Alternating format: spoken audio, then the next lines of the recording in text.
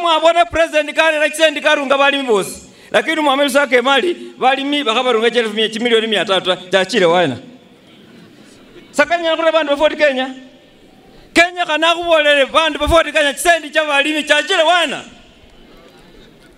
Didmazi ewe wezi olumsale lakini nanyawe zuba musecha omwana mpukuzari changa tawe uima ebweni we bandu wabola bungali Nzoia iko na madeni, iko na creditors, watu ambao wanadai Nzoia hii madeni.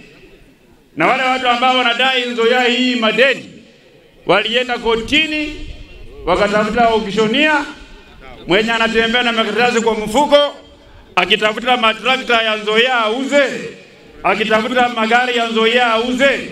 Ni huyo Zakaria Barasa ambaye amekuwa hapa.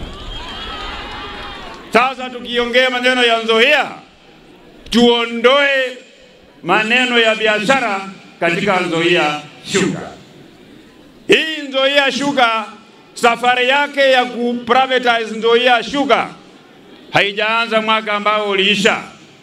Safari ya kuuza Nzoia ilianza mwaka wa 2018 wakati serikali ya Kenya iliunda kamati ambaye ilisimamiwa na gavana wa Kakamega wakati hiyo Mheshimiwa Wycliffe Oparanya, na akakuwa co-chair na waziri wa devolution wakati hiyo akiwa Eugene Wamalwa.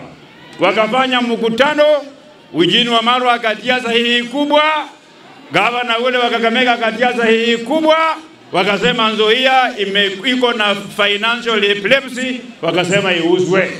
Kwa hivyo maneno ya Nzoia kuuza hajaanza mwaka ambayo umepita.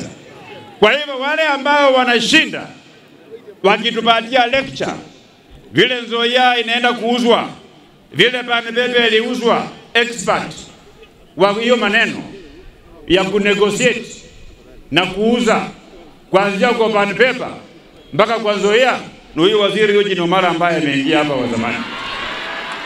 So we must take a bold step and tell our people the truth. Enyanganie parapande khalile. Bali kama sinaka somwe, liangiza lekabe mutawe.